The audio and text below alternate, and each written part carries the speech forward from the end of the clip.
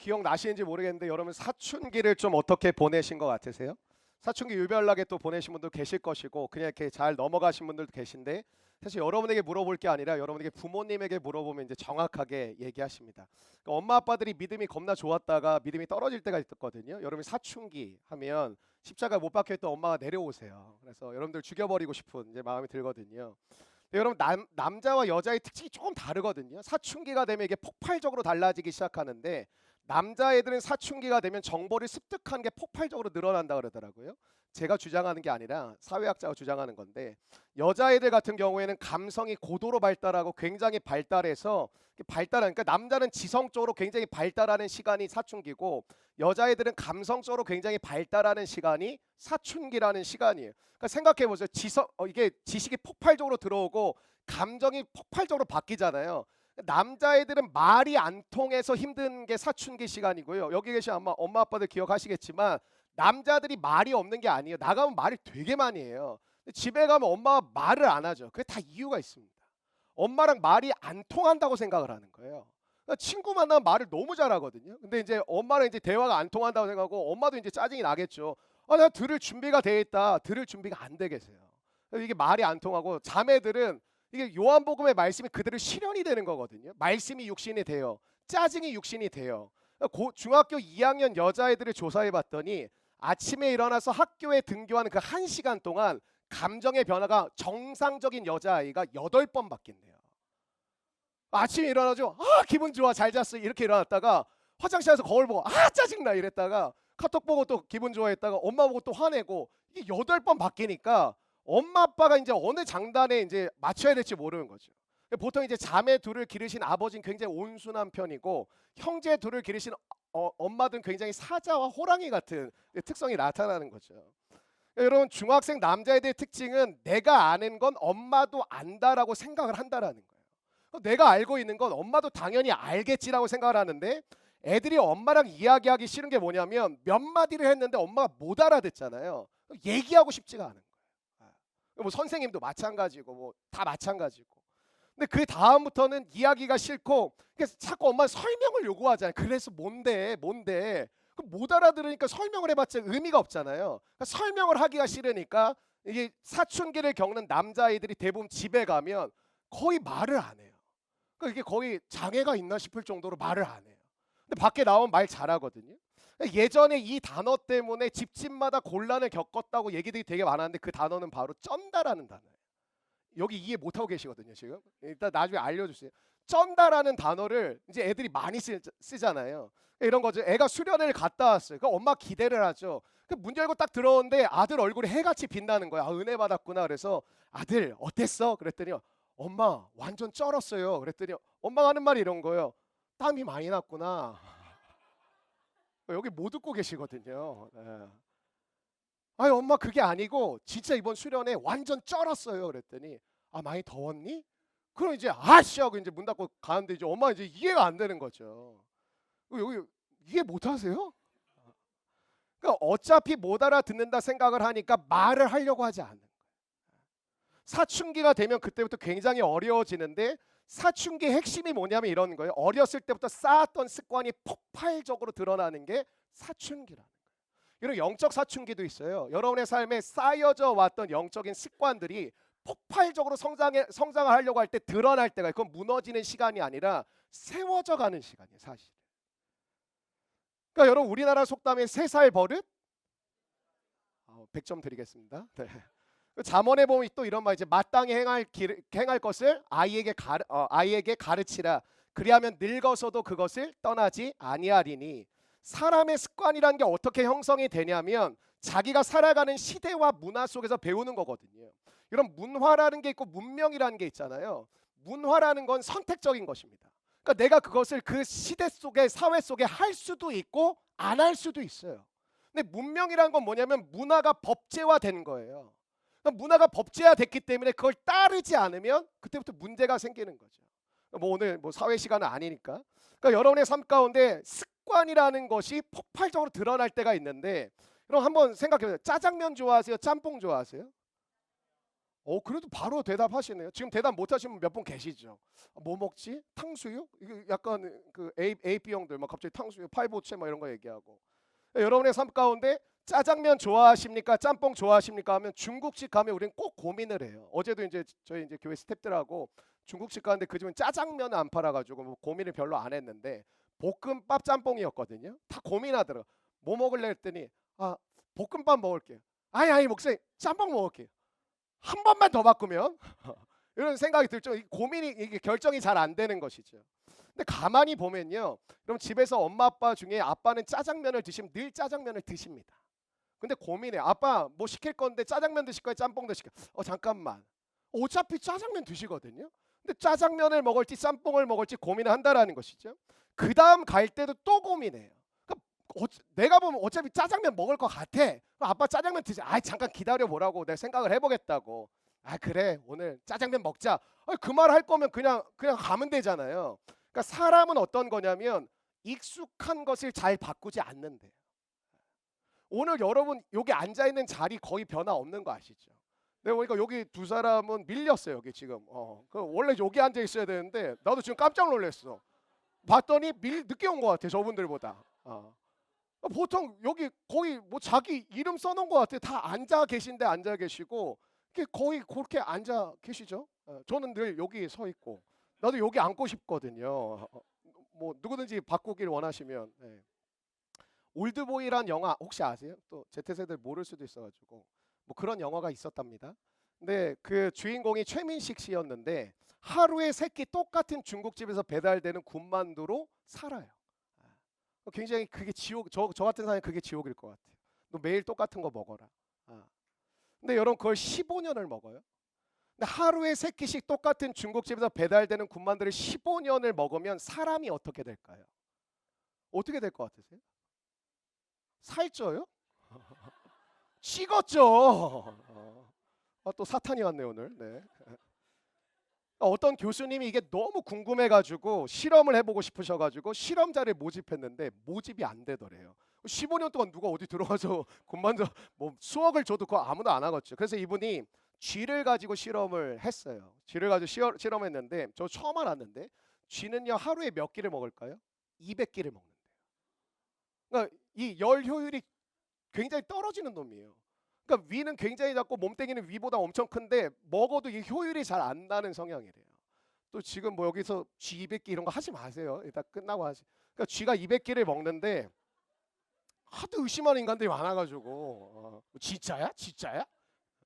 이런 쥐를 우리에 가둬놓고 먹이를 줘요. 근데 그 먹이는 똑같은 이제 사료예요. 근데 맛이 틀리대. 하나는 바닐라, 그리고 하나는 초콜릿, 하나는 커피, 하나는 시나몬. 여러분이 입맛을 다시면 안 되죠.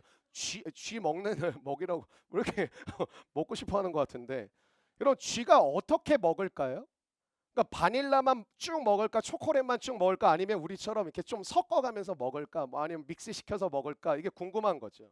여러분이 다시 한번 질문 드려볼게요. 여러분에게 앞으로 1년 동안 짜장면, 짬뽕, 우동, 볶음밥 요 4가지만 먹을 수 있다 그러면 여러분은 식사를 어떻게 하실 것 같으세요? 적당히? 뭐 돌아가면서 한 가지만 드시지는 않겠죠. 네. 이럴 땐 분별력이 쩌시네요. 네. 여러분 이게 궁금해서 실험을 해봤더니 재밌는 결론이 나왔어요. 쥐가 하루에 200끼씩 4개월을 먹으면요 사람이 3끼씩 15년을 먹은 거랑 똑같대요. 계산을 해보세요. 그거 이렇게 더 이해 안 되세요? 주변에 있다 간사님한테 물어보세요. 쥐가 엄청난 끼니수에 근데 먹었는데 절반을, 그러니까 엄청난 양의 식사 중에 절반을 똑같은 맛만 먹었대요. 희한하죠? 그러니까 쥐들이 제일 좋아하는 게 뭐냐면 초콜릿이거든요. 초콜릿 많이 드시면 안 돼요. 그러니까 쥐가 바닐라 한번 먹어보고 시나몬 한번 먹어보고 커피 한번 먹어 초콜릿 한번 먹어본 다음에 뭐가 입맛에 맞죠? 초콜릿이 입맛에 맞는데 우리 같으면 돌려가면서 먹을 것 같은데 그 하나를 그 수없이 많은 끼니수 중에 절반 정도, 한 50% 정도를 똑같은 초콜릿 맛만 먹었다라는 거예요. 우리 교회도 그럴 수 있는 아이가 하나 있는데 강단이라고. 오로지 짜장, 오로지 초콜릿. 여러분 사람도 똑같다라는 거예요. 사람은 늘 고민하는 것 같지만 사람은 늘 똑같은 선택을 벗어나지 않는다라는 거예요. 늘 동일한 익숙한 것을 하지 우리가 선택지가 엄청 많으면 여러분 뭐 여기 있는 청년도 우리 교회 많으니까 여러분이 뭐 스펙을 쌓고 학벌을 하고 뭐 학벌을 쌓고 뭐 여러 가지 하는 이유가 선택지가 많아질 거라 생각을 하잖아요. 선택지가 많다고 여러분의 삶이 변화될 것 같으세요? 여러분 인생은 선택지가 많다고 변화되는 게 아니라 내가 가야 될 분명한 표대가 명확한 이게 훨씬 더 중요하거든요. 근데 우리는 세상에서 어떻게 교육을 받았냐면 네가 1등급 되고 네가 2등급 되면 1등급 손 들어봐. 너희는 이만큼 자유롭게 갈 수 있어. 2등급 너희는 여기까지 갈 수 있어. 3등급 너희는 여기까지 갈 수 있어. 우리가 뭐 소고기도 아니고 자꾸 등급으로 나눠가지고 사람들이 판단을 하잖아요. 근데 그게 왜 이렇게 민감할까요? 내가 갈 수 있는 영역이 나의 자유가 아니래요. 내가 이걸 하고 싶으면 넌 못해 그런 거. 너는 그럴 자격이 없어. 넌 그럴 수 있는 사람이 아니야. 너 1등급 아니잖아. 근데 우리가 그걸 하도 오랫동안 교육을 받아서 이렇게 받아들여요. 저는 최고의 사기치는 기업이 베스킨 라빈스라고 생각하거든요. 베스킨과 라빈스 형제가 만든 게 베스킨 라빈스잖아요. 근데 그거 아세요? 베스킨 라빈스 일가는 절대 이 아이스크림을 먹지 않는답니다. 왜 이렇게 모르는 게 많으세요? 네. 그러니까 이게 캐치프레이즈나 31가지 골라 먹는 재미가 있다. 근데 여러분 오늘 끝나고 베스킨 라빈스 한번 가볼까요? 맨날 드시던 거 드시지 않으세요? 저 결혼 전에는 체리 주빌레만 거의 먹었거든요. 가면 다른 거 보지도 않아요. 그러니까 약간 죄 짓는 것 같은 그 아이스크림도 있잖아요. 엄마는 외계인 뭐 이런 거. 뭐 엄마 어느 외계인 이거 어떤 할아버지가 엄마는 외계인 달라고 해서 내가 옆에서 되게 놀랬던 적이 한 번 있거든요. 근데 여러분 보시면 바닐라 먹는 사람 그냥 바닐라 먹고 또 민초파 있죠 여기. 민초파는 그냥 생각 없어요. 그냥 나 민초 그거 달라고 그냥 먹거든요. 그러니까 우리의 삶이 새로운 게 많이 개발이 되고 많이 선택지가 생겨도 우리는 대부분 내가 익숙한 몇 가지 바운더리를 잘 넘어서지 않는다라는 거예요. 여러분 사람은 익숙한 거 쉽게 안 바뀌어요. 이번 주 너무 좋은 한 주였죠. 휴일이 이틀이나 있는. 매주 이랬으면 얼마나 좋을까요? 사장님들은 이제 뭐 속 썩겠지만 여러분 뭐 하셨어요? 네, 안 혼낼게요. 네, 뭐 그냥 자유롭게 말하세요. 뭐 어디 술 마시러 갔어요? 쉬셨어요? 네. 전뭐 했을까요? 그렇죠. 오롯이 기도와 말씀 외엔 전 다른 거 하지 않습니다. 요즘 안내 팀장이 굉장히 성령 충만하더라고요. 제가 하루 이제 산을 하러 가게 됐거든요. 산에 갔는데 산에 가면 보통 이제 절이 다 있잖아요. 사찰이 있잖아요. 근데 보통 이제 제가 이제 절에 일부러 들어가진 않거든요. 근데 이렇게 뭐 절에 들어가도 상관은 없는데 좀 뭐 이렇게 익숙치 않으니까 잘 안 뭐 스님이 교회 잘 안 들어오게 되는 건 비슷한 거거든요. 뭐 스님이 교회 맞네 한번 들어가 볼까 이러진 않잖아요. 나도 뭐 절이 있다고 궁금하지 않아요 별로. 근데 이제 그 산이 그 절을 이렇게 좀 통과해야 지나갈 수 있는 그런 거였어요. 근데 제가 이제 이렇게 가는데 제 앞에 젊은 엄마하고 아들이 이렇게 가는데 아들하고 딸이 이렇게 가는데 아들이 이쪽에 있고 딸이 이렇게 있어요. 그 제가 이렇게 뒤에서 이렇게 걸어가고 있었거든요. 근데 이제 아들이 한 대여섯 살 정도 돼 보이는데 우리 뭐 주원이 시원이 뭐 요런 정도 애들처럼 보였는데 이렇게 얘기다. 자 이제 절에 가면 뭐라고 해야 되지? 근데 엄마가 이제 교육을 하더 우리가 성경을 가르치듯이 불교 엄마들도 다 교육을 하더라고. 자 뭐라 그랬지 엄마가? 나무아미탑을 관세음보살. 자 따라해볼까? 나무아미탑을 관세음보살. 그러니까 제가 그 아이를 보면서 종교라는 걸 떠나서 이 아이는 이 엄마 밑에 태어나서 엄마의 종교적 세계관 속에서 나무아미탑을 관세음보살이라는 이야기를 듣고 내가 가면 절을 해야 되고 이런 것들을 그냥 습득하겠구나. 물론 우리 신앙이라는 게 내가 깨우치지 않으면 사실 의미는 없는 거지만 제가 그 아이를 보면서 이제 목사니까 나 목사인데요 잠깐만요 이럴 수는 없잖아요. 마음이 좀 안타까운 거예요. 근데 그 남자아이가 아주 귀여운 아이가 나무아미탑을 관세음보살 나무아미탑을 관세음보살 이렇게 하는 거예요. 좀 내가 마음이 좀 안타깝더라고. 그렇다고 거기 원정 경기잖아요. 제 입장에서는 홈 경기가 아니잖아요. 잘못 까불었다가 스님 형님들 나오시면 나 이제 완전 짓밟히는 거니까 지혜로 와야 되거든요. 사람은 목욕탕에서 남자들 괜히 문신한 사람이 물 튀기면 고맙습니다 이러셔야지. 이거 하시면 안 돼요. 그러니까 제가 가면서 어떻게 얘를 좀 뭐 내가 해줄 수는 없으니까 지나가면서 괜히 장난기가 발동해서 저희 지나가면서 들릴 듯마다 이렇게 혼자 있어. 할렐루야 아멘 할렐루야 아멘 할렐루야 아멘. 근데 얘가 그걸 들었나 봐요. 엄마 저 아저씨가 할렐루야래 이래가지고 뒤도 안 돌아보고 그냥 갔어요. 오직 주님만 바라봅니다. 오직 주님 나를 인도하소서 하고 막 무서워가지고 쭉 갔거든요. 좋겠어요. 재밌어가지고. 네. 여러분 삶이 힘드시죠? 왜 힘들까요? 여기 아마 계신 모든 분들 중에 안 힘든 분 없을 거예요. 모두가 힘드실 거예요. 다 힘드실 텐데 힘든 이유를 우리는 잘 몰라요. 그러니까 여러분 이것도 전 어떤 미디어의 교육이라고 생각하는데 힘들면 술 마셔. 되게 신기하죠. 20살이 되면 애들이 다 기대하는 게 술 마실 수 있다. 그게 몸에 좋지 않건 건강을 해치건 뭐가 됐건 사람들의 로망이 희한해요. 그런데 그런 거 있잖아요. 요즘 잘 안 나오지만 뭐 이렇게 남자들이 힘들면 담배 한 번 이렇게 빨고. 그러니까 그런 거에 대해서 우리가 노출이 되는데 힘들면 내가 정작 어떻게 해야 될지 사실 잘 몰라요. 어떤 분은 그냥 모르겠다고 주무실 거고, 어떤 분은 그냥 막 폭식을 하는 분도 계실 거고, 어떤 분은 그냥 뭐 넷플릭스 계속 폭삭수가 끝날 때까지 계속 보고 뭐 나름대로 특징이 있겠죠. 근데 우리가 보면 예를 들면 여러분이 폭삭수가 한참 보고 자다가 일어났어요. 힘든 게 해결되세요? 전 술 마신 사람 진짜 신기한 게 나 예수를 안 믿어서 술은 안 마셨을 것 같은데 술 마시고 다음날 똑같아요. 어제 기억하는 인간은 술 안 마신 나만 기억해. 너 어제 나한테 약속했어. 내가? 뭐 이러는 거예요. 나 진짜 그런 경우 많거든요. 20대 초반에 막 애들 술 마시면 이렇게 집에다 모셔다 드리고 안수하고 뭐 이렇게 보내고 막 이렇게 했었는데 여러분 우리 이렇죠. 돈이 없어서 내가 힘든 것 같다. 취업이 안 돼서 너무 어려운 것 같다. 자녀가 속을 썩이니까 내가 마음이 너무 힘들다. 근데 근본적인 것은 여러분 우리가 안 바뀐다라는 거예요. 그러니까 왜 우리가 힘드냐면 근본적인 이유는 내가 안 바뀐다라는 거예요. 왜? 익숙한 대로 살기 때문에. 여러분 오늘 혹시 교회 되게 오랜만에 오신 분 혹시 계세요? 처음 오신 분 계세요? 여러분이 어떤 마음으로 오셨든 오늘이 여러분의 삶의 역사적인 날이 될 수 있어요. 왜냐하면 사람은 익숙한 걸 잘 바꾸지 않아요. 여러분 우리가 신앙생활을 하면서 성경이라고 하는 것이 참 막연하고 되게 성경이 두껍잖아요. 주님이 한 2권만 쓰시지 66권이나 힘들게 쓰셔가지고 이게 성경이 1189장이거든요. 만절이 넘는 이제 내용을 담고 있는데 창세기부터 요한계시록까지 우리가 사실은 1년에 1독을 하는 것도 만만치는 않아요. 근데 이런 거죠. 한국말로 분명 쓰여 있는데 해석이 안 돼 우리는. 이것도 어렵고. 근데 성경의 그 기나긴 이야기를 세 단어로 저보고 줄이라고 하신다면 전 세 단어로 이렇게 줄일 수 있을 것 같아요. 한번 따라할까요? 창조, 타락, 구원. 성경 66권에 대해 기나긴 이야기를 줄여보면 창조, 타락, 구원. 하나님이 만물을 창조하시고 모든 인간을 창조하셨다. 무슨 뜻이냐면 안 믿는 분들은 뭐 하나님이 창조해 진화론이지 이거 얘기하잖아요. 진화는 우연의 연속물이잖아요. 우연에는 목적이 없어요. 그래서 부어라 마셔라 사는 거예요.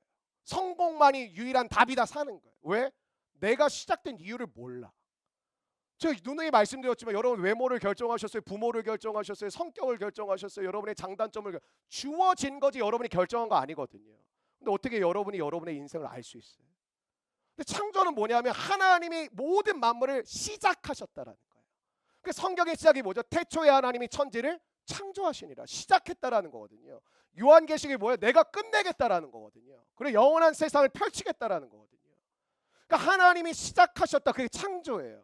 근데 하나님이 우리 인간을 아름답게 빚으시고 모든 만물을 누리며 살도록 만들었는데 하나님이 딱 질서를 주셔. 하나만 하지 말고 다 누려라. 근데 인간은 그 한 가지를 계속 넘어지고 타락하고 또 타락하고 또 하나님 마음 긁어버리고 또 이렇게 살죠. 근데 하나님이 그런 인간을 다시 일으켜 세우겠다고 결정하시고 계획하신 게 뭐냐면 구원이에요. 그 이야기 담고 있는 게 성경 66권의 이야기입니다. 창조, 타락, 구원. 여러분 예수님의 죽으심과 부활 그리고 승천 이후에 벌어졌던 너무 중요한 사건들이 오늘 사도행전 2장에 담겨져 있는 거거든요. 이거 오늘 사도행전 2장은 뭡니까? 예수님이 십자가에 달려 죽으셨다, 부활하셨다, 다시 오신다 약속하시고 승천하셨다. 그리고 그 다음은 뭐냐? 이게 오늘이에요. 사도행전 2장. 근데 여러분 우리에게 전 조그만 문제가 조금 있다고 생각을 해요. 어떤 문제가 있다고 생각하냐면 우리가 동일한 하나님을 믿고 동일한 용어를 쓰는 것 같지만 그 용어가 생각보다 성경적이기보다는 사람들의 잘못된 관념과 잘못된 신학과 잘못된 신앙이 뒤섞여 있어서 오염되어 있는 경우가 되게 많아요. 그 중에 대표적인 게 뭔지 아세요? 성령. 여러분 우리가 똑같은 하나님을 믿는데 성령에 대해서 이야기를 나눠보면 다 달라요. 왜 그러냐면 우리 대한민국은 장로교로 시작이 되었습니다. 근데 70년대 이후에 순복음 교회의 출현을 통해서 성령의 임재나 성령의 역사를 통해 한국 교회가 부흥하고 성장했다는 걸 부인할 수 있는 사람은 아무도 없어요. 그러다 보니까 우리가 어떤 일에 성령 사역은 좋아하는데 어떤 일에 집착 아닌 집착을 하기 시작했냐면 기독교인들이 결과에 무지하게 집착을 하기 시작했어요.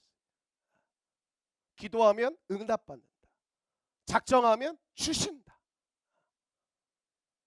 저도 어릴 때 어떻게 교육을 받은 것 같냐면 성령 충만하면 사람이 어떻게 바뀐다? 180도 바뀐다. 공부 안 하던 놈이 갑자기 공부를 하기 시작하고 담배를 피던 인간이 담배를 딱 무는 순간 쓴물이 막 나와가지고 퇴퇴퇴 하고 담배를 끊어버리고 지금도 아마 그런 기적적인 은혜를 구하고 계신 분도 계시고 술이 너무 술술 들어가던 인간이 술만 마시면 막 속병이 생기고 너무 힘들어가지고 술을 끊어버렸다는 간증을 우리는 되게 많이 들었거든요. 전 그 간증을 부인하고 싶진 않아요. 근데 우리가 그렇게만 생각하니까 어때요? 성령만 받으면 모든 게 해결될 거라는 마음의 소원이 있어요. 그래서 성령을 받지 못한 것 같은 내 마음이 늘 불안해. 그리고 난 뭔가 연약해 보이고 나는 늘 뭔가 부족해서 이런 것 같다라는 자책감을 의외로 갖고 있는 분들이 많아요. 그러니까 성령을 오해하다 보니까 성령이 궁극적으로 뭡니까? 그러면 대번에 얘기하는 게 이거 능력이라는 거예요. 능력. 저도 목회를 시작하면 제일 많이 들었던 게 능력 받아서 사역하십시오. 그 틀린 얘기가 아니거든요. 제가 들었던 내용이 능력의 종 되라고. 그 축복이죠. 또 하나 불의 종이 되라고. 나도 그랬으면 좋겠어요. 제가 강단에 올라오는데 양쪽에 불이 빡 올라와가지고 여러분 막 숨죽여서 막 이렇게 설교 듣고 장난치면 불이 날아가고 졸면 그냥 불로 태워버리고 온갖 곳에 막 삼겹살 파티가 일어나는. 여러분 성령이 능력으로 역사를 하세요. 성령은 어떤 분이냐면 우리의 질병을 고치시기도 하고 귀신을 쫓아내시기도 하고 우리를 자유케도 하시고 복음의 능력의 구원의 역사를 일으키시. 그게 성령이 하신 일이 맞아요. 근데 능력이 종착역이 아니라는 거예요. 능력을 통해 하나님이 일으키시기 원하는 종착역은 뭐냐면 따라하시니까 인격. 여러분 한국 기독교가 왜 신뢰를 잃어버린지 아세요? 능력은 있어 여전히. 인격이 없어요. 왜? 여러분이 능력 받아서 여러분이 잘 되는 게 신앙 좋은 줄 알았거든요. 그렇게 배웠어. 결국 신앙의 마지막은 능력이 아니라 하나님이 주신 능력을 통해 뭐예요? 우리의 모난 인격을 다듬어 가시고 하나님의 자녀답게 만드시고 하나님을 따라가는 제자답게 만드신 게 그 능력의 원리예요. 병 고치고 귀신 쫓는 게 목적이 아니라 그 모든 걸 통해서 하나님의 자녀다운 삶을 살아가도록 만드는 게 능력의 목적이거든요. 결국에는 인격의 변화가 우리가 달려가야 될 종착역인데 우리 인격에 대해서 별로 관심이 없어요. 교회에 그런 분도 있어요. 능력은 있는데 성격은 더럽게 안 좋다 뭐 이런 분도 있거든요. 근데 사실 그게 안 맞는 말인데 그런 말을 받아들여. 왜? 능력이 생기면 사람들이 자동적으로 거만해집니다. 여러분 제가 예를 들까 여러분 돈 좀 생기잖아요. 여러분이 고민할 거 없어요. 자동 오토매틱이에요. 그냥 교만해져요. 생각해 보세요. 공부를 잘한다라는 거에 노력도 있지만 대부분은 두뇌예요. 그러니까 여러분 공부를 못하면 그냥 놓으시면 돼요. 그러니까 여러분의 은사가 안 맞는 거예요 그게. 근데 우리는 이 사회가 한 가지 기준점으로 모든 애들을 줄을 세워버리니까 이게 힘든 거거든요. 애들도 공부를 못하는 게 힘든 게 아니라 공부를 못한 사실에 애들이 놀리는 게 힘든 거거든요. 그거 아시죠? 위도 치열하지만 밑도 치열하거든요. 여리고송과 같은 애들이 있어요. 다 찍어도 나를 받쳐주는 애가 있어 겸손하게. 여러분 인격을 드러내는 게 몇 가지가 있겠죠. 그 중에 대표적인 건 뭐 말이지 않을까 싶습니다. 똑같은 말이라도 사람의 마음을 열어놓는 말이 있는 반면에 사람의 마음을 닫게 만드는 말도 있는 것이죠. 그러니까 제가 신학을 공부하기로 이제 했을 때 저는 사실 경영학과 가고 싶었거든요. 경영학과 가서 이제 뭐 작은 사업, 장사 뭐 이런 거 하고 싶었어요. 교회 그때 이제 제가 이제 다녔던 교회가 여러분들처럼 참 이렇게 사이가 좋았어요. 그러니까 제가 이제 신학을 공부하기로 이제 조금씩 소문이 나니까 다 이렇게 좀 진짜 가족처럼 지냈는데 제가 친한 누나가 저한테 이제 책을 한 권 이렇게 포장해서 선물을 주더라고요. 카드랑 하나 이렇게 선물을 주길래 누나 고맙다고. 그래서 그래 너한테 도움이 됐으면 좋겠다고 너 생각이 나서 샀다고 하고 이제 줬어요. 근데 딱 책을 이렇게 포장지를 뜯고 이제 책 제목을 봤는데 책 제목이 이래요. 자네 정말 그 길을 가려나. 이게 책 제목이에요. 그리고 이제 저를 아껴주시는 집사님, 장로님, 권사님들이 계속 입에 달고 저한테 하는 말이, 뭐 저를 사랑해 주신 건 이해는 안 돼. 너 십자가의 길인 거 알지? 너 주의 종이 되는 거 알지? 너 좁은 길인 거 알지? 너 고난의 길인 거 알지? 너 죽을 수도 있는 거 알지? 한다고요. 그만 좀 하라고. 신학교 1학년 마치고 군대 갔거든요. 아직도 나 세례받은 날짜는 기억이 안 나요. 1999년 11월 28일인가 뭐 그런 거 같은데, 군대 간 날짜 아직도 생생하게 기억나. 2002년 4월 25일 그날을 잊을 수가 없습니다. 월드컵 경기 60일 전. 근데 우리나라 그렇게 축제가 될 줄 몰랐죠. 그래서 제가 친구한테, 이 멍청한 놈아, 내가 너 먼저 가서 너의 선임이 되어주마 하고, 나 월드컵 보고 갈 거야. 그래서 넌 그래 나중에 보자 그랬는데, 제가 그 친구가 선지자라는 걸 가서 알았습니다. 근데 군대 바로 가기 한 주 전 주일에 제가 목요일날 입대를 했는데, 주일날 한 달 전에 이제 목사님이, 재영아 불러, 저한테 진짜 아버지 같은 분이었거든요. 너 이제 군대 가는데 가기 전에 너가 신학교 1학년 이제 마치고 잘 다녀올 건데 너가 설교를 좀 해라 그런 거예요. 설교요? 제가요? 그래, 너가 좀 설교를 했으면 좋겠다. 제가 어떻게 설교를 합니까 목사님? 그랬더니 할 수 있어. 그리고 오후 예배에 저보고 설교를 하라는 거예요. 그때 그 누나의 말이 맞았던 것 같아요. 자네 정말 그 길을 가려나.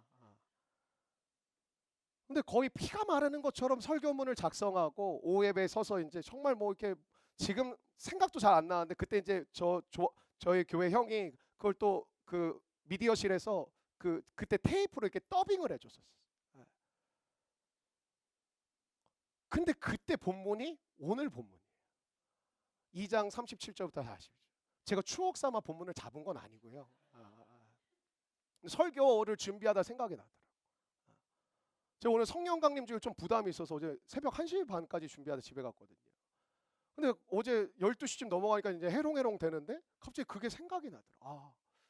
벌써 23년 전? 아무것도 몰랐던 그때 제목도 생각나더라고요. 증인의 삶.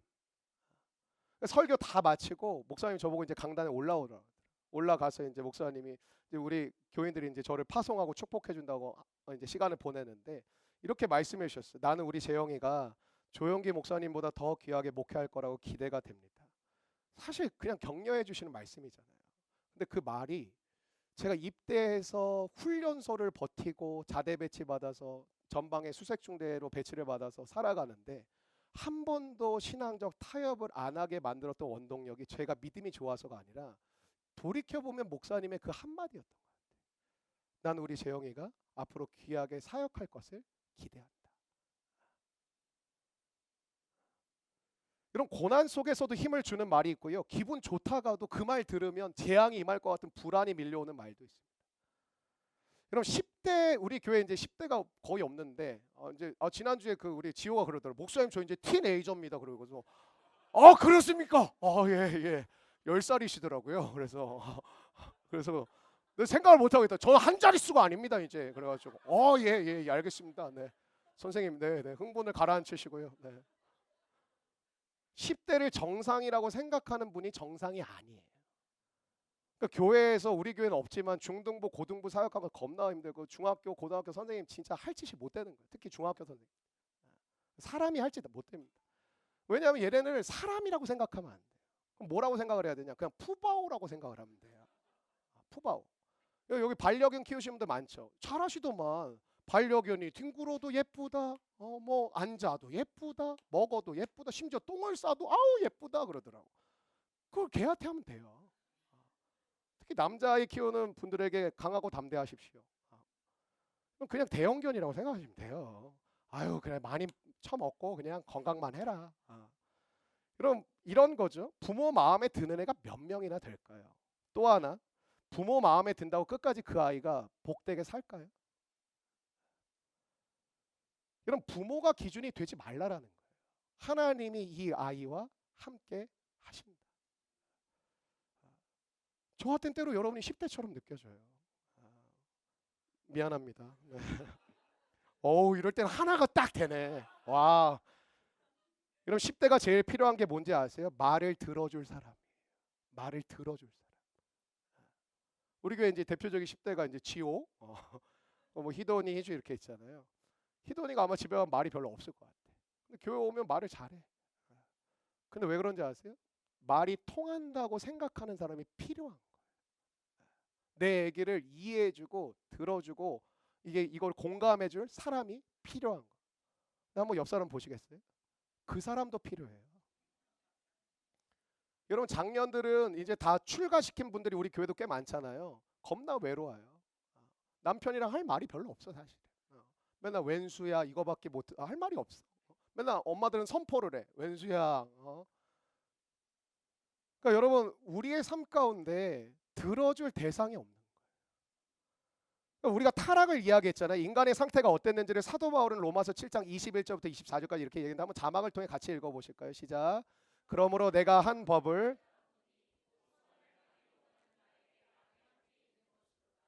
내 속사람으로는 하나님의 법을 즐거워하되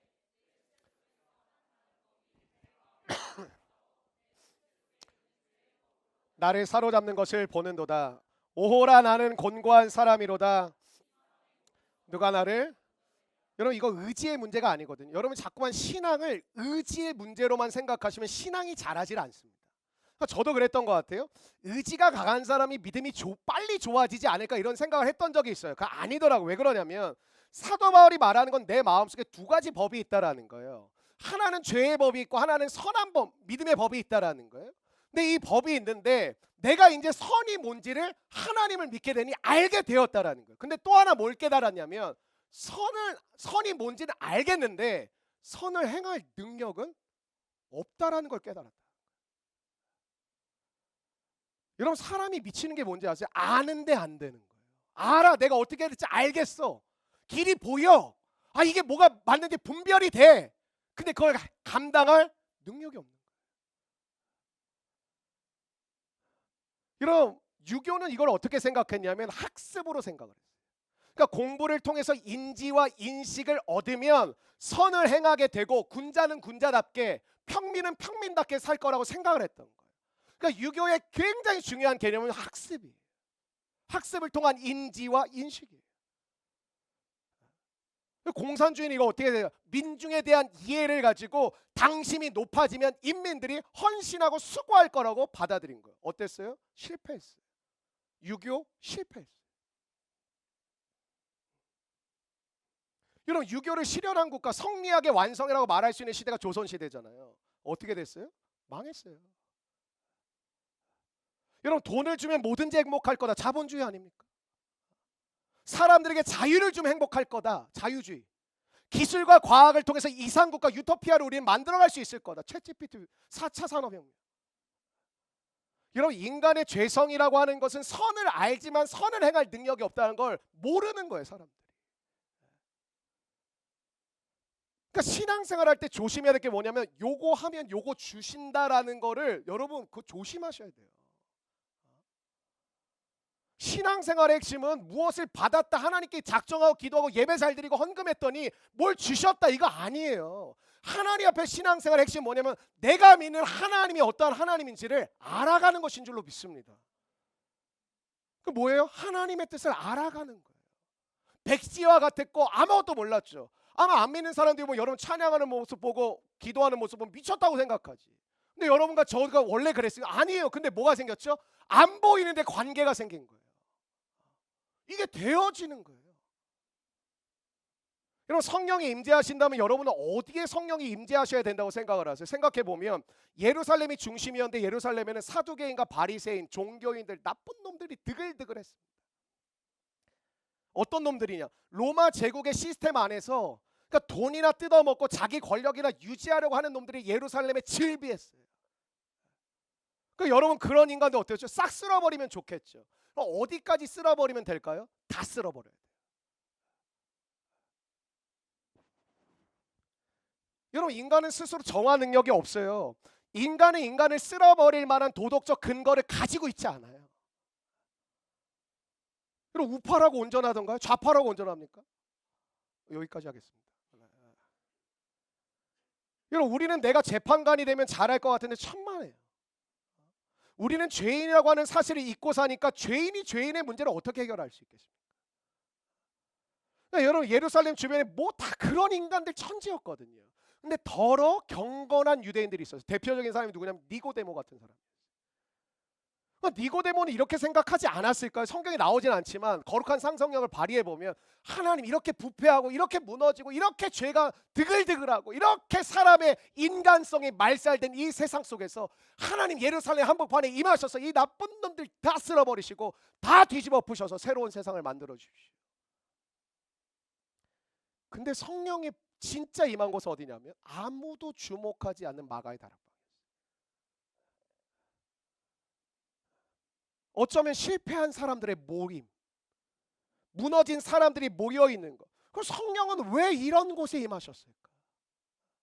그럼 노아를 통해서 주는 메시지가 있거든. 하나님이 세상을 심판하셨다라는 건데 어떤 거냐면 늘 인내하시고 그분 늘 참기만 하신 분이 아니라 그분은 때로는 하나님의 때가 되면 심판하신다는 걸 보여주신 거예요. 근데 인간의 반응이 묘합니다. 심판을 받으면 야 우리 진짜 잘못했다. 야 이제 우리 앞으로 좀 정신 차리고 진짜 하나님 말씀대로 살아가 보자. 이런 반응을 보일 줄 알았는데 사람들은 어떤 반응을 보이냐면 이런 반응을 보입니다. 우리가 하나님의 심판에서 완전히 우리 힘으로 자유로워지자. 그래서 뭘 하죠? 바벨이라는 곳에 성과 탑을 쌓습니다. 바벨탑을 쌓는다는 건 어떤 의미야? 바벨탑을 높이 쌓아서 하나님 기분 나쁜 게 아니라 바벨탑을 쌓는 건 하나님 없이도 살아갈 수 있는 구조와 시스템을 만들자. 하나님과 단절하겠다는 선언이었어요.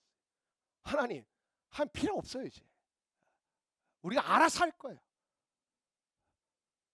그리고 하나님이 고난을 통해 역사 많이 하시는 거 아시죠? 뭐 맨날 당하시잖아요. 근데 여러분 고난을 통해 역사하신다는 건 아는데 고난은 싫으시죠? 묘한 거 아닙니까? 고난이 나를 자라게 하고 고난이 나를 변화시키고 고난이 나를 성숙하게 하는 알아. 근데 고난이 오면 싫어. 사실 왜 우리가 돈을 갖고 싶을까요? 자본주의 한복판을 살아가다 보니까 돈이라고 하는 게 나를 지켜주는 걸 자꾸 느끼는 거예요. 아 돈이 반석이고 돈이 요새고 돈이 피난처고 돈이 모든 것이구나 하는 생각이 자꾸만 들어올 수밖에 없는 거예요. 사람들은 돈이 있으면 절망 잘 안 합니다. 고집 겁나 세집니다. 왜 그러냐? 그 힘을 의지하고 신뢰하거든요. 이게 나를 끝까지 지켜줄 거야. 전 제일 추한 게 한 70대 되는데 나 서울대 나왔어. 뭐 어쩌라고. 그거 추한 거예요. 70대째 자랑하게 학벌이면 그 노인대학 보내드리든가 그래야지. 서울대 부속 노인대학. 여러분 우리는 또 다른 성과 탑을 쌓고 있지 않으세요? 하나님의 이름으로. 하나님께 영광 돌리려고요. 그것만 있으면 어떤 어려움도 이길 수 있을 것 같고 무슨 고난이 와도 끄떡없다고 생각하는 여러분의 대표적인 돈 얼마? 한 30억, 50억. 뭐가 와도 끄떡없어. 여러분 엄마들이 애들한테 이렇게 얘기하는 거 들어본 적 있어요? 너가 하고 싶은 걸 열심히 해라고 말하는 엄마 아빠는 거의 없어요. 진짜 찾아보기 힘들어요. 대부분 엄마는 뭐라고 얘기하죠? 엄마가 시키는 거 해. 잔소리 말고 해. 왜 그럴까요? 애들이 하고 싶은 거 놔두면 돈 못 벌거든요. 여러분 믿음 좋으면 다 괜찮으세요? 솔직히? 나는 안 괜찮은데. 늘 불안한데. 늘 두려워요. 뭐 주변에서 개척하고 와 이렇게 성장도 하고 교회 교인들 분위기도 좋고 예배도 뜨겁고 뭐 그런 얘기 들어요 가끔씩. 근데 여전히 불안하다고요. 사람들이 이래. 아 목사님 그럼 믿음이 없으신 거죠. 믿음 충만하셔야죠. 너는? 내가 늘 속으로 했단 말이에요. 남의 인생은 너무 쉽지. 아 이렇게 해야지 저렇게 해야지. 너는? 여러분이 세운 성과 탑 안에 누구나 들어올 수 있던가요? 여러분이 사람은 나누는데 명수예요. 천만의 말씀입니다. 인간의 벽이 딱 성과 탑을 쌓으면 자기만의 리그를 뛰고 싶은 게 사람의 마음이에요. 당장에 돈 좀 생겨서 사람 보는 눈과 기준이 확 바뀝니다. 진짜 무서울 정도로 바뀝니다. 어떻게 말까? 있는 놈 없는 놈. 그럼 다 없으셔서 그래요. 그 있는 사람은 인정해줘 내가. 저 사람 뭐가 있나 보네. 뭐 잘하나 보네. 근데 없는 사람은 깡그리 무시. 사람이 변질돼서 그런 게 아니라 사람은 오토매틱이라니까요. 우리 안에 있는 죄성을 무시하면 안 돼요, 여러분. 뭐 이런 뭐 저는 부자가 돼도 목사님 절대 사람 무시하거나 그런 거 안 할 겁니다. 그 사람이 제일 빨리 변질되더라고요. 인간은 내가 가진 모든 것들을 동원해서 우린 뭐하고 있어요? 자신만의 성과탑을 쌓고 있어요. 어떤 시대가 펼쳐져도 어떤 어려움이 몰려온다, 어떤 위기, 환경의 위기든 뭐든 와든, 뭐 외교의 위기든 뭐가 오든 내가 무너지지 않을 수 있는 성과탑을 쌓기를 원하는 거죠. 여러분이 고단하신 거예요. 인간이 했던 건 뭐예요? 하나님과의 분리였고 인간과의 분리였어요. 그 결과로 하나님 하신 게 뭐죠? 어느 날 다 흩어버리셨어요. 근데 오늘 사도행전 2장의 시작은 이런 거 다시 모으시는 거예요. 여러분 1절부터 4절에 이렇게 나와요. 바람과 불로 성령이 임했는데, 임했다라는 건 인간이 만든 게 아니라는 거예요. 임하셨다라는 거. 임하셨다. 바람처럼 불처럼 임하셨다라는 거 인간이 만들어낸 게 아니고 하나님의 주도성을 드러내고 싶으신 거예요. 내가 했다. 내가 찾아간 거다. 내가 역사했다. 내가 약속을 지켰다. 이렇게 기도하면 요렇게 성령이 역사하신다. 요렇게 기도하면 성령이 들으신다. 여러분 그거 아니에요. 그 잘못된 신앙이에요. 여러분 유튜브에 답답하다고 기도 응답 받는 뭐 그런 거 보지 마세요. 그런 유튜브 볼 거면 스쿼트 하세요. 스쿼트 300개 하면 여러분이 그토록 만나고 싶었던 주님의 음성이 들려요. 그만해라. 여러분 자본주의 한복판에서 돈이라고 하는 거, 저 학교만 들어가면 될 것 같고 이 회사만 들어가면 될 것 같고 시킨 대로 해서 죽어라고 공부해서 그 학교 들어가고 그 직장 들어가는데 여러분에게 찾아오는 그 헛헛함은 뭘로 설명하실 거예요?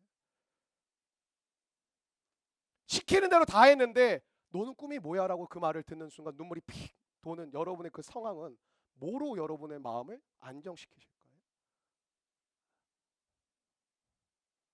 청년들이 이렇게 말하는 거, 저는 이제 청년 사고 오래 했으니까 너무 많이 들었어요. 목사님 이래요. 자기는 대학만 가면 진짜 다 끝나는 줄 알았대. 끝나긴 개뿔. 갔더니 이제 시작이래. 엄마 아빠 말 듣고 선생님 말 듣고 교수님 말 듣고 직장만 저렇게 번듯하게 들어가면 다 끝날 줄 알았대. 끝나기는 이제 시작이라. 여러분 삭개오는 장애를 가지고 있었던 사람입니다. 여러분 그 지금도 장애를 가지신 분들이 성공하기가 어려워요. 우리나라 사회 보시면 아시잖아요. 근데 그 당시에 여러분 2000년 전에 장애를 가진, 특별히 남성 중심적 사회를 이루고 있는 그 도시에서 여러분 장애를 가지고 있는 한 남성이 성공했다는 건 쉽지 않은 일이거든요. 그 삭개오가 세리장이 됐던 건 보통 사람이 아니라는 거야, 이 사람. 그럼 맨날 뭐 키 작고 내려와라 했더니 내려가고, 그러니까 뭐 말 잘 듣고 이렇게 생각하시면 안 돼요. 근데 이런 거예요. 누가 봐도 부럽고 욕은 다 해. 저 나쁜 새끼 하는데 다 부러워해. 아우 저 새끼 걱정도 없겠다 진짜. 근심도 없겠다. 먹고 살 걱정도 없겠다. 애들 걱정도 없겠다. 다 이런데 삭개오의 마음 가운데 어느 날 예수님이란 분에 대해 들은 적은 있는데 우리 동네 왔다라는데 왜 찾아가 자기가? 찾아갔는데 키가 작아가지고 돌 무화과 나무에 올라가서 그 예수님을 봐요. 근데 예수님이 보신 거예요. 내가 봤을 때 예수님은 얘를 만나려고 그 도시에 들어갔다고 생각해. 한마디야. 삭개오야 내려와라. 내가 오늘 너의 집에 유하여야 하겠다. 뭐 하는지 아세요? 내려와서 자기가 했던 죄를 다 고백해. 그리고 저 어떻게 해야 돼? 이렇게 한 거예요. 저 어떻게 살아야 돼요? 저 어떻게 살아야 되는 거예요? 저 이 삶을 벗어나고 싶어요. 새롭게 살고 싶어요. 어떻게 해야 되는 거예요? 이런 야망에 대한 수고 우리의 삶 가운데 너무 많죠. 근데 삭개오가 보여준 건 뭐예요? 야망을 따라 움직이는 삶에서 말씀을 따라 움직이는 삶으로 전환이 되는 거예요. 오늘 그런 은혜가 저와 여러분에게 있기를 원합니다. 근데 무엇을 주신 거죠? 놀라운 평안을 주신 거예요. 이런 야망에 대한 수고와 너덜너덜해진 삶에 찾아온 것은 뭐예요? 마음의 상실감과 무력감과 허무와 공허. 근데 그런 우리의 인생에 주님이 하시는 말씀 뭐죠? 수고하고 무거운 짐진 자들아 다 내게로 오라. 내가 너희를 쉬게 하리라. 여러분 교회가 사서 고생하는 대표적인 곳이거든요. 목양위원 우리 교회 뭐 목회자, 목양위원, 간사, 스텝, 차세대 교사. 근데 이런 얘기를 할 때가 있어요. 그렇게 수고라고 애를 쓰는데 저를 써주셔서 너무너무 감사한 것 같아요. 우리는 부족하고 연약하지만 우리의 순종을 통해 하나님 반드시 역사하실 거라고. 반면에 우리 교회는 여러분 제가 이렇게 뭐 시키지 않잖아요. 여러분이 뭐 이렇게 콜링해서 하는 거니까. 자기가 하겠다고 해서 섬기면서도 불평과 불만을 입에 달고 사는 사람도 있어요. 근데 그런 거 있잖아요. 되게 어렵게 취업했어. 근데 가서 감사와 기쁨의 언어는 하나도 없어요. 맨날 죽고 맨날 싫고 맨날 짜증. 근데 저도 그런 것 같아요. 목회 누가 시킨 거 아닌데. 이런 오병이어는 한 소년이 드렸던 한솥 도시락이에요. 한 소년이 드렸던 도시락이었을 뿐인데 제자들이 그래서 뭐라 그래요? 이것으로 무엇을 할 수 있겠습니까? 하나님의 나라는 어디 임하는지 아세요? 그 작은 것에.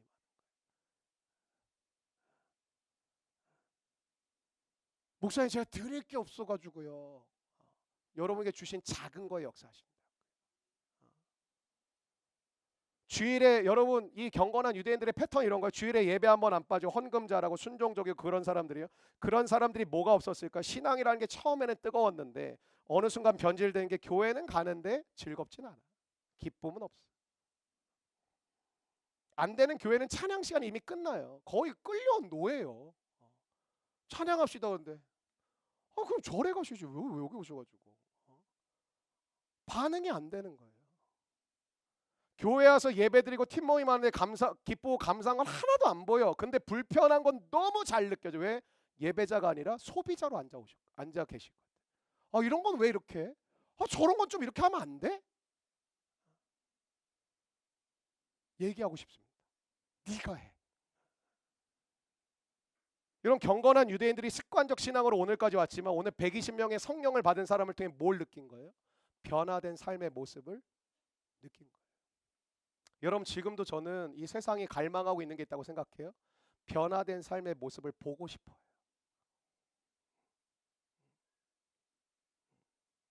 그리고 그들이 뭐라 그래요? 형제들아 우리가 어찌할꼬. 다시 한번 말씀드릴까요? 어떻게 해야 돼? 뭐부터 해야 돼? 나 어떻게 살면 잘 살 수 있어? 여러분 여기 잘 살고 싶은 마음 없는 분 계실까요? 다 잘 살고 싶으시죠? 왜 이렇게 우울해지셨어요? 근데 여러분 대표적으로 잘 살지 못한 이유가 뭔지 아세요? 우리가 끊임없이 고백하는 게 있어요. 잘 모르겠어요. 잘 모르겠어요. 이렇게 하는 게 맞는지 잘 모르겠어요. 저렇게 하는 게 맞는지 잘 모르겠어요. 사업을 하는 분도 직장에 다니는 분도 가정주부도 공부를 하는 학생들도 늘 입에 달고 사는 게 뭐냐면 잘 모르겠어요. 이렇게 계속 하는 게 맞는지 저도 잘 모르겠어요. 일단 먹고 살아야 되니까 뭐 하는데 이게 저한테 맞는지 기쁜지 즐거운지 내가 이게 하는 게 가장 좋은 방법인지 저 잘 모르겠어요. 여러분 잘 살고 싶어요? 잘 모르겠어요. 대학에 갔어요? 기쁨도 잠시 마음 깊은 곳에서 소리가 들려와요. 너 그 다음은 힘들고 어렵게 직장에 들어갔어요. 즐거움도 잠시 또 소리가 들려와요. 너 그 다음은 그게 우리의 인생이지 않습니까? 여러분 우리는 어디로 와서 어디로 가는 존재인지도 모르잖아요. 여러분 하나님 말씀 앞에서 반응하는 사람이 있고 포기하는 사람이 오늘도 똑같은 거예요. 예배 드리고 좋았다, 찔렸다, 깨달았다, 뭐 좀 이런 게 괜찮았던 것 같다. 그리고 그냥 끝나는 분들이 포기하는 거예요. 근데 오늘 말씀 속에 한 단어든 한 문장이든 찬양의 한 소절이든 기도의 한 대목이든 그걸 붙잡고 반응하는 분들이 있어요. 저는 이번 한 주간 여러분이 열심히 반응하는 은혜가 있길 바랍니다.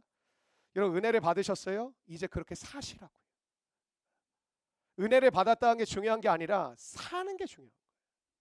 한번 따라하시죠. 알면서 삶으로 성령을 받은 사람들의 모습과 말을 보고 들은 사람들의 반응. 그러니까 이게 변화된 사람들을 보고 뭐야? 이게 반응한 게 37절이거든요. 오늘 본문 37절 한번 같이 읽어보겠습니다. 시작.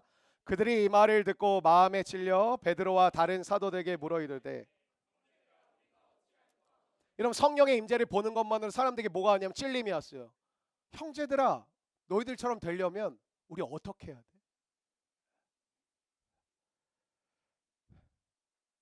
전 여러분이 이번 한 주간 여러분을 보내시는 모든 곳에서 그런 은혜가 시작되기를 바랍니다. 여러분을 보면서 야, 너처럼 그렇게 마음이 편하려면 어떻게 해야 되니? 너처럼 그렇게 웃고 지내려면 좀 어떻게 해야 되니? 힘든데 그거 버틸 수 있는 힘은 뭐 때문이니? 여러분의 삶이 누군가에게 궁금증을 일으키는 은혜가 있기를 바랍니다. 두 가지를 이야기하죠. 회개하고 예수님의 이름으로 세례를 받으라는 거예요. 회개라는 거 한번 따라하니까 돌이키라. 여러분 신앙생활 하다 보면 이럴 때가 있어요. 오래될수록 자기가 맞다고 생각하는 게 있어요. 전문가 집단을 설득시키는 게 되게 어려워요. 뭐 우리나라 뭐 의사분들하고 이제 막 갈등이 있잖아요. 내가 봤을 때 그거 되게 쉽지 않아요. 전문가 집단은 여러분 설득 자체가 어려워요. 왜냐하면 자기가 맞다고 하는 생각이 너무 강해요. 그 마음이 우리 가운데도 있다니까. 그 자만심이, 그 고집이. 그러니까 하나님 이런 거예요. 늘 돌이키라는 거예요. 여러분이 이럴 때가 있잖아요. 옳은 말을 들었어요. 대표적으로 이제 부부 관계잖아요. 좀 이렇게 하자, 저렇게 하자. 그 대부분 이제 아내들이 하는 말 대부분 옳거든요. 이렇게 들어보면. 근데 그 얘기를 듣는 남편이 대부분 고마워. 이런 사람 없어요. 대부분의 사람은 돌이키지 않아요. 그리고 기분이 나빠. 화가 나. 마음이 상해. 왜 그럴까요? 내 고집이 옳다고 생각이 되는 거예요. 회개는 예수 처음 믿을 때 눈물 질질 짜면서 하면 한 번의 경험이 아니라 우리 삶의 양식이 되는 거예요. 매일 돌이키는 은혜가 우리 가운데 있기를 원합니다. 세례를 받는다는 건 이거예요. 죄에 대해선 죽고 의에 대해선 사는 겁니다. 한번 따라할까요? 죄에 대해선 죽고 의에 대해서 산다. 목사님 그거 무슨 말입니까? 예수를 믿으면 죄를 짓고 싶은 마음이 사라진다고요. 그리고 의롭게 살고 싶은 마음이 생긴다고요. 그게 죄에 대해 죽고 의에 대해 사는 거예요. 그러니까 찔려요. 옛날에는 그냥 했던 그 죄인지도 생각 안 했는데 이제 뭔가 하려고 하는 마음에 찔려. 물론 우리가 연약하니까 하기도 하죠. 여러분 성령은 누구에게나 임하세요. 그런데 성령은 언제 역사하는지 아세요? 하나님의 임재 속에서 순종으로 그 하나님이란 존재를 받아내는 사람을 통해 하나님의 역사가 일어나는 줄로 믿습니다. 이런 죄에 대해서 죽고 의에 대해서 살겠다고 하는 거룩한 열망이 우리 가운데 있기를 원해요. 여러분 신앙생활 어떻게 하는지 아시잖아요. 문제는 뭐죠? 아는데 안 돼. 성경 읽어야 되고 뭐 기도해야 되고 뭐 내 이웃을 내 몸같이 사랑해야 되고 뭐 함께 헌신하고 교회를 세워가고 세상을 변화시키고 빛이 되고 소금이 돼야 되는 삶을 사는 거 알아. 근데 안 돼. 뭐가 중요할까요? 한번 따라 하실까요? 성령을 따라 살아가는 삶. 우리 오늘 승혜자매가 삶의 변화를 함께 나누죠. 우리 마음 가운데 아름다운 이야기가 또 한 번 심겨지는 거죠. 제가 마지막에 승혜자매 고백을 들으면서 이런 고백을 하면서 올라왔어요. 하나님 승혜자매가 성령을 따라 살게 해주십시오. 그거밖에 답이 없어요. 승혜자매 마음에는 결단이 있어요. 원해요. 근데 안 돼요. 42절 말씀 읽고 이제 마무리하겠습니다. 42절 말씀입니다. 시작. 그들이 사도의 가르침을 받아 서로 교제하고 떡을 떼며. 그럼 42절은 굉장히 짧은 말씀이지만 성령 공동체가 가야 될 방향성 세 가지를 얘기하는데 첫 번째 한번 따라하니까 가르침이요. 여러분 성령이 다스리는 공동체의 특징은 뭐냐면 말씀이 살아있는 줄로 믿습니다. 그러니까 말씀의 공동체 헬라어로 디다케라고 그러거든요. 말씀이 우리 삶의 근거가 되고 기준이 되는 공동체. 그게 성령이 역사하시는 공동체입니다. 두 번째 한번 따라해가 교제하고 떡을 떼며. 이건 많이 들어보셨을 거예요. 코이노니아. 교제하며 떡을 나누는 삶은 그리스도인의 삶의 방식이라는 거예요.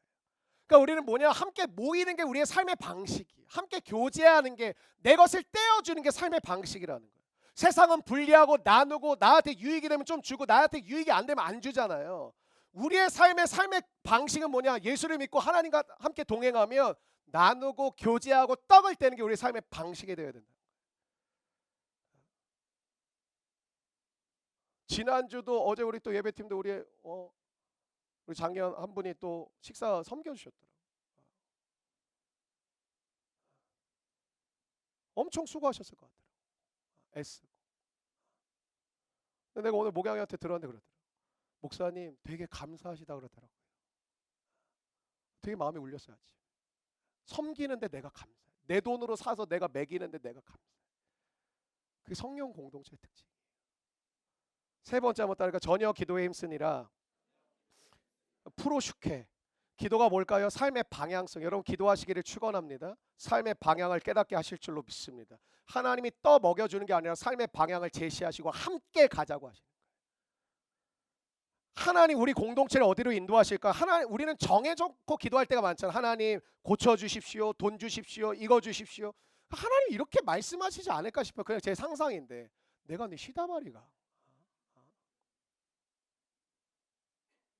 우리는 우리의 삶의 방향을 내가 결정해 놓고 기도를 해요. 이거 주세요. 저거 주세요. 이거 지금 주세요. 지금 달라고요. 하나님이 우리의 방향이 되는 것, 그게 기도의 과정인 줄로 믿습니다. 여러분, 본토 친척 아비집을 떠나, 너무 잘하시냐, 떠나가 갈 바를 알지 못했지만 하나님이 내 방향이 되었던 그 사람, 그게 아브라함이잖아요. 방향을 찾으려고 하면 하나님이 그냥 내 삶의 방향이 되셨는데, 예수께서 이르시되 내가 곧 길이요 진리요 생명이니 나로 말미암지 않고는 아버지께로 올 자가 아무도 없다. 말씀 정리하고 싶습니다. 오늘 우리가 그래야 되지 않을까요? 내 삶의 근거가 무엇인지 한번 생각해 보십시오. 여러분, 그냥 열심히만 살지 마시고 여러분의 삶의 근거와 기준이 뭔지를 생각해 보십시오. 내 삶의 방식이 옳은지 그른지를 떠나서 어떠한지를 한번 여러분 스스로 직면해 보십시오. 내 삶의 방향은 지금 어디로 향하고 있는지 이런 마음 가운데 깊이 돌이켜 보십시오. 그냥 막 정해놓고 달려가지 말고 보시라고. 잠시 멈춰도 여러분 안 뒤처져요. 하나님이 남보다 잘 가서 여러분을 쓰시는 게 아니라 여러분을 향한 고유의 목적이 있다니까요. 멈춰도 괜찮아요. 30년 막 살았어. 근데 후회돼. 뭐하러 그렇게 살아요? 난 열심히 살았어. 나중에 엄마 아빠들 되게 빡치신 분들 계세요. 내가 니들을 위해 이렇게 열심히 살았는데 니네 어떻게 이럴 수 있냐. 생각 안 하고 산 거예요. 물론 그 사람 그 헌신 고마운 거죠. 근데 뭘 놓친 거예요? 하나님 앞에서 엄마 자신을 놓친 거예요.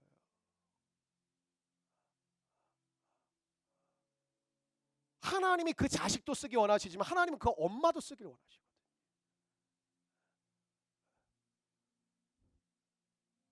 저 오늘 말씀을 통해 우리가 이 모든 것들이 좀 경험되어지는 한 주가 되었으면 좋겠다.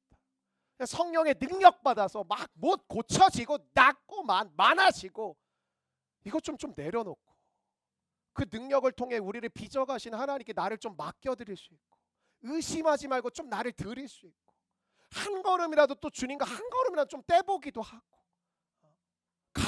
해보면 좀 가보고 멈춰서라 하면 좀 멈춰 서보자. 모든 걸 내가 결정 지어놓고 이거 주세요 저거 주세요 지금 주세요 나중에 주세요. 하나님이 방향이 아니라 내가 방향을 다 결정해놓고. 제가 여러분 선교할 때 이럴 때 얘기하잖아요. 갈 형편도 안 되고 상황도 안 되냐면 부르심이 있다면 해보라.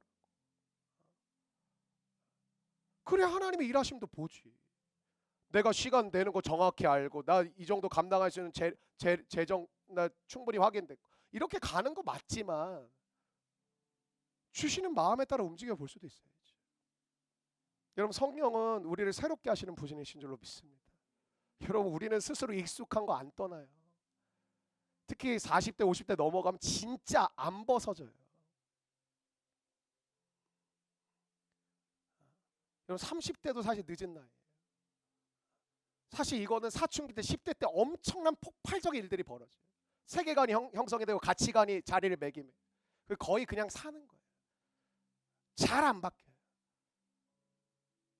근데 우리를 시작하신 분은 우리를 바꾸실 수 있지 않을까요? 우리를 계획하신 분은 우리를 새롭게 할 수 있지 않을까요? 우리를 빚어가시는 분은 우리를 온전케 하실 수 있지 않겠나요? 그 마음을 가지고 한 주간 승리하는 저와 여러분 되시기를 축원합니다.